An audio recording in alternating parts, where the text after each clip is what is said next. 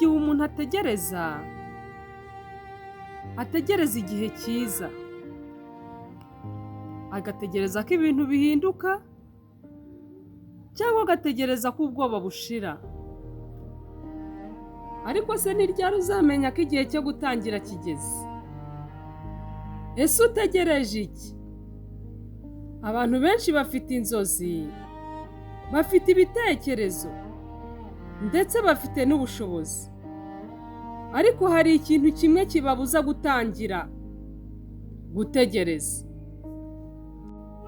Ntabwo buri gihe uzaba ufite ibyo wifuza byose, ntabwo buri gihe uzaba wizeye ko bizagenda neza, kandi ntabwo buri gihe uzumva ko witeguye. Ariko ushobora gutangira n'icyo ufite. Intambwe nto iracyari intambwe. Gutangira buhoro ntabwo bivuze ko utazagera kure. Kuba utabona inzira yose ntibivuze ko ugomba kuguma aho uri. Ntutegereze, tangira aho uri. Koresha icyo ufite. Kora intambwe ya mbere,